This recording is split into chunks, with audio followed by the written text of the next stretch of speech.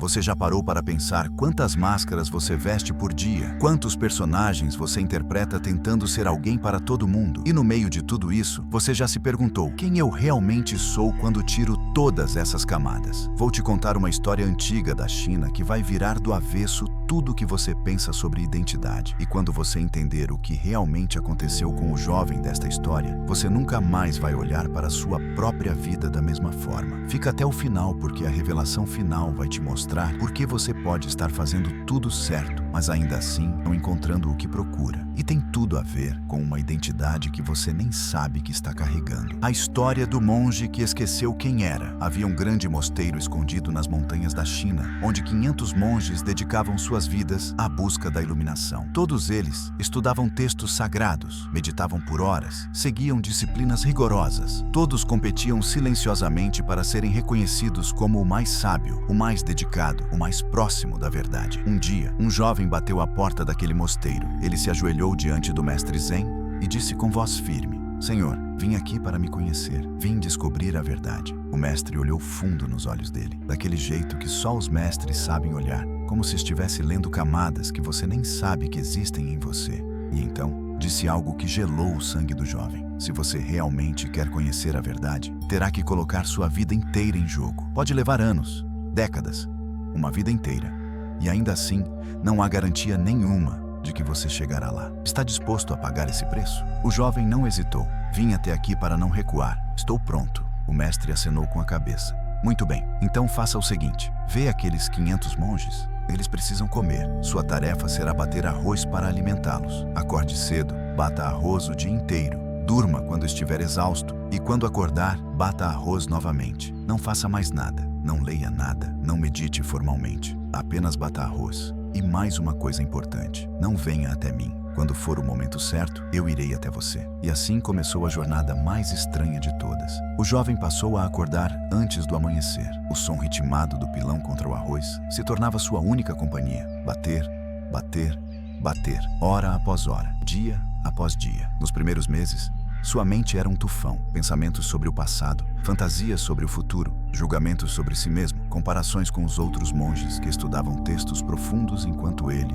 batia arroz. Os outros discípulos passavam por ele com olhares de pena ou desprezo. Que perda de tempo, sussurravam. 12 anos de estudo e nós estaremos iluminados. Esse aí vai morrer batendo arroz como um camponês. Mas algo extraordinário começou a acontecer. Como os pensamentos não encontravam assunto novo, afinal, tudo o que ele fazia era bater arroz. Eles começaram a murchar, sem combustível, sem drama, sem novidade. Aos poucos, o barulho mental diminuiu. Depois de alguns anos, algo ainda mais estranho. Ele esqueceu o próprio nome, não por demência, mas porque a identidade que aquele nome carregava, filho de fulano, vindo de tal lugar, com tais expectativas, simplesmente não tinha mais onde se agarrar. Tudo que existia era o movimento do pilão, o ritmo do arroz caindo, o silêncio entre as batidas. Passaram-se 12 anos assim. E então, um dia, o mestre Zen reuniu todos os 500 discípulos e fez um anúncio solene: meu tempo neste corpo está chegando ao fim. Preciso escolher meu sucessor. Quem entre vocês alcançou a realização, escreva algumas linhas na porta do meu quarto esta noite. Linhas que capturem a essência da verdade. Os monges eruditos se agitaram. Era a chance que esperavam há décadas. Aquela noite, o discípulo mais antigo, reverenciado por todos, mestre de incontáveis textos sagrados, escreveu na porta: a mente é como um espelho sobre o qual se acumula o pó dos pensamentos e desejos. Limpar esse pó é a meditação. Quando o espelho está limpo, a salvação é alcançada. Todos esperavam que o mestre aprovasse aquelas palavras sábias, mas quando o mestre acordou e leu, sua voz trovejou pelos corredores: que idiota escreveu esse lixo na minha porta? O choque foi total. Aquelas linhas continham sabedoria dos textos antigos. Como poderiam ser lixo? O discípulo do arroz ouviu 2 monges discutindo o incidente perto dele. E pela primeira vez em 12 anos, ele riu. Um riso suave, mas genuíno. Por que você ri? Perguntaram surpresos. Porque o mestre está certo. Aquilo é lixo. Não tem valor nenhum. Os monges ficaram boquiabertos. E você conseguiria escrever algo melhor? Não sei escrever, respondeu simplesmente. Mas posso dizer algumas palavras. Se vocês quiserem escrever por mim, curiosos e talvez com uma pitada de crueldade, querendo ver aquele simples batedor de arroz se humilhar. Eles concordaram. Foram até a porta do mestre, e o discípulo do arroz ditou: a mente é apenas uma ilusão, não há mente, não há espelho. E quando a mente não existe, onde o pó pode se acumular? Aquele que sabe disso conheceu a verdade. Assinaram: discípulo do arroz. O silêncio que se seguiu foi ensurdecedor. No meio daquela noite, o mestre Zen se levantou, caminhou até a sala onde o jovem dormia entre os sacos de arroz e o acordou gentilmente. Pegue isto,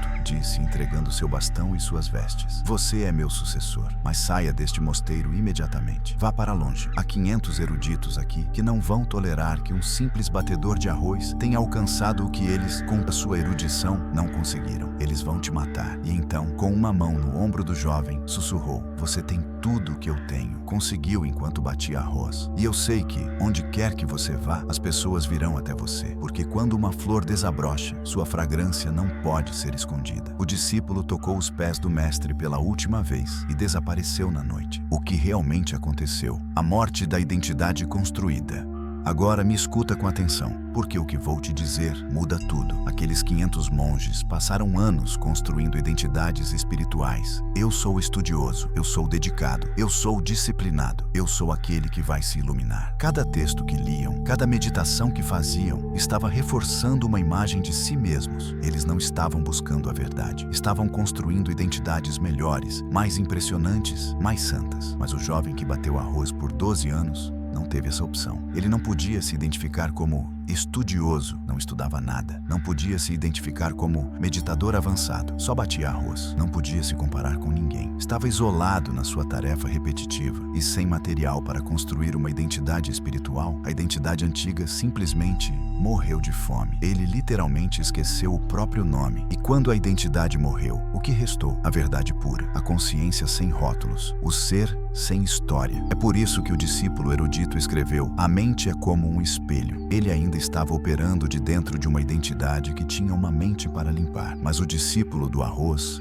escreveu: não a mente, porque ele tinha experienciado diretamente o estado onde a própria identidade de alguém que tem uma mente havia dissolvido. A lei da identidade e o paradoxo da busca. Pela lei da identidade, você se torna aquilo que você sustenta como verdade sobre si mesma. Mas aqui está o paradoxo brutal que poucos entendem. Você não pode se tornar iluminado, realizado ou pleno construindo uma identidade de pessoa iluminada, porque qualquer identidade construída é uma máscara. E máscaras, por mais bonitas que sejam, ainda escondem o rosto verdadeiro. O mestre deu ao jovem a única tarefa que não permitia a construção de identidade espiritual: bater arroz. Algo tão mundano, tão repetitivo, tão desprovido de glamour espiritual, que nenhum ego conseguiria se alimentar disso. E foi exatamente aí, na ausência de combustível para o ego, que a verdade pôde emergir. Você quer saber por que suas práticas espirituais às vezes não te levam a lugar nenhum? Porque você pode estar usando meditação, afirmações, visualizações para construir uma identidade espiritual melhor, uma versão evoluída